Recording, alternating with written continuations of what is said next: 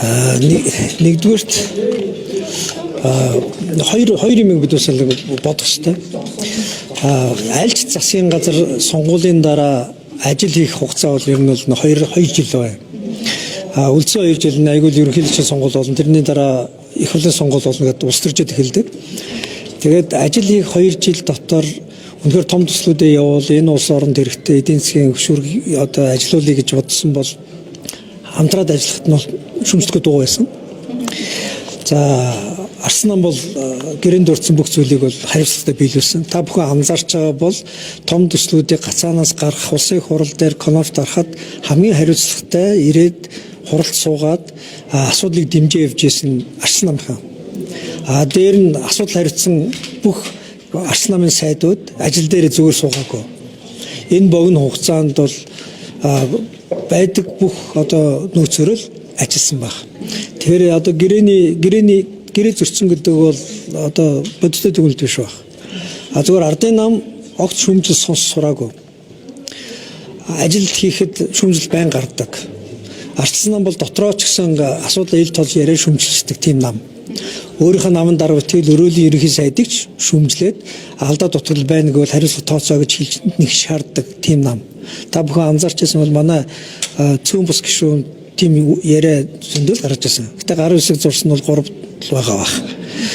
Тэгэхэд шүүмжлэлийг гэрээ зөрчлөө гэж харж байгаа нам бол зөвхөн бодиттойгоор энэ улс оронд дугуй байх дарангуулыг тогтоосон байна л гэсэн үг шүү дээ. Тэгэхээр 3 намын хамтарсан гэрээнд магадгүй одоо бие биенийгээ шүүмжлэх гэдэг нь огцруулах асуудал гаргаж цуглуулахгүй гэсэн тийм зарлт байсан юм байна.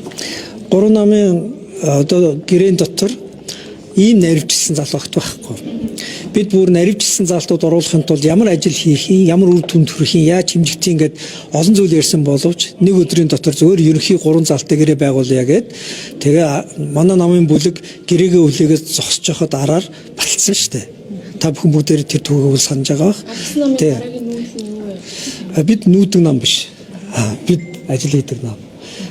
Бид угаасаа энэ улс орн одоо юу зөв юу буруу ямар зарчим дээр зогсох ёстой вэ гэдгийг байнга хэл сануулдаг тийм нам. Тэр ажиллал хийнэ. Тэр ерөнхий сайдын хүүгийн одоо хөрөнгө орлого нотлох асуудал нь танаа намын одоо хариуцлага асуудал болж байсан хаа юу гэж байна. Ардын нам байнга ийм юм мэддэг штэ. Угаасаа заилчин ямар нэгэн одоо сөрөг мэдээлэл гарч ирээд эсвэл ямар нэгэн шавхаа наалдаад ирэхээр өөртөөсөө өрөөлд наачаад өөртөө цагаан бололгүй цаашаа яваад өгдөг нам.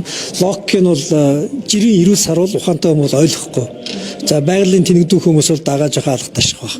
Тийм л нам. Барилгын ерөнхийдөө яаж хөрвүүлэх байх гэж харж байгаа юм нүүдлийн хэмжээний ер нь бол магадгүй зөвөр нэг бус гишүүдийн амнаас та бүхэн сонсож байгаа байх.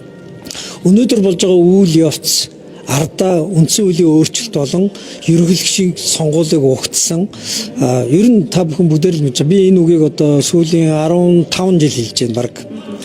Нэг чөтгөрийн суудлага гэдэг үг. Тэр суудлал дээр очисон хүн болгон ягаад эрх мэдэл юм дуртай болд юм бол ягаад өөрийгөө дандаа ингээ алах байраад бусдыг хатаас гэж хараад бүгдийг дээрээс балбах гэж оролддог юм бол тэгээд зогсоогүй энэ эрх мэдлээ сунх гэж байнга оролддог. Эрх мэдэл дээр өөрийгөө одоо хатах гэж байнга оролддог. Тэр нь Арслан намаас байна, ардын намаас байна уу ялгаагүй. Зөвхөн ерөнхийлөгч болсон хүн болгоны ард үүсдэг нэг адын шунал шүү дээ эрх мэдлийн төлөх. Тэгээ энэ шунал битгий амьлаасаа л гэж хүсэж байгаа. Тэгэхээр дараагийн засгийн газарт одоо ардын нам дангаараа гэхээсээ илүүтэй одоо энэ улсын хурлдах босод жижиг намуудыг оруулах юм сонирхол байна гэж харагдаад байна. Энэ хэр боломжтой гэж харж байна. Боломжтой шүү дээ. 27 оны ерөнхийлөгчийн сонгуульд улсын хурл судалтай намууд нэр дэвшүүлнэ. Энэ нэр дэвшүүлэлтэнд энэ намуудын одоо энэ намууд хэн байхаас үл шалтгаалаад ямар ч байсан санал хуваах хин нэг гүтгэн харлуулах хажуунаас нь одоо хавиргуу бүлэх гэдэг нөө төгжил гэж ярьдаг тий. Тэр ажлыг хийх хэмжээний одоо нөхөрлөл ардын намд хэрэгтэй шүү дээ. Талбайд 9 дэх өдрөө жигсэж байгаа огцрогод амархан гэдэг залуусын жигсааллын үнц нь өнөөдөр одоо ардын намын баг хурлаас гаргасан шийдвэрт холбоотойгоор юу болж хувирваа гэдэг дээр та ямар дүгнэлт хэлэх вэ? Тэд байнга залуучдын итгэл найдвар тэрний үгээр гараа уудаг тий. Өнөөдөр гараа уугаад дуусч байгаа. Хурлын шийдвэрийг өнөөдөр танилцуулсан хизээ гэсэн. Мэдгүй би тэдний намын асуудлыг мэдэхгүй шүү дээ. Та анхнаас нөгөө хамтарсан засгийн газар бас байгуулагдахад шүүмжлэлтэй ханжаасаа шүү дээ. Тэгэхээр одоо ер нь ингээд Арслан намд хамтарсан засгийн газраас гаргах энэ шийдвэр гарвал та ер нь дэмжих үү? Би түрүү хэд оны өмнө лээ тийм шийдвэр гарвал таатай хүлээж авах гэдэг хэлсэн шүү дээ. Ер нь бол засаг одоо зоригтой бөгөөд өөрчлөлт хийж чадахгүй гэдэг нь бол одоо ойлгомжтой тодорхой болж байгаа. Ядаж парламентын арчлыг бэхжүүлэх хамгаалах чиглэлд энэ үндсэн хуульд арчил өөрөө ингээд Монгол улсад байдгиймаа гэдгийг цааш харуулах чиглэлд олонх цөөхийнхөө дөрмөр зөв ажиллах байхаа гэж итгэж байгаа. Засгийн газрын гадны талбарт ажилласан юм ер нь яаж ажиллах? Хүчтэй хүчин байхын тулд дор хаяж нэг 3 юм хийх ёстой гэж би дахин хэлээ хуулийн төсөл өргөн бариад одоо хөөцөлдөг бүгд дээ шүү дээ. Нэгдүгээр ерөнхий сайдыг доош болгох ёстой. Энэ улсын хурлын толгой дээр аль тэр оюун эрдэнэ дараагийн ерөнхий сайд нь хэн байна уу үл шалтгаалаад ерөнхий сайд бол улсын хурлын толгой дээр сууж болохгүй. Засгийн газрын байр суурь гишүүдийн асуултанд дээрээс дарга одоо хурал даргалагчийн одоо нүдээр харж загинжиж ерөөс болохгүй байхгүй юу? Эн чинь ерөнхий сайд битгэл ерөнхийлөгч улсын хурал ажлаа хариуцсан тайлбарлах үүрэгтэй.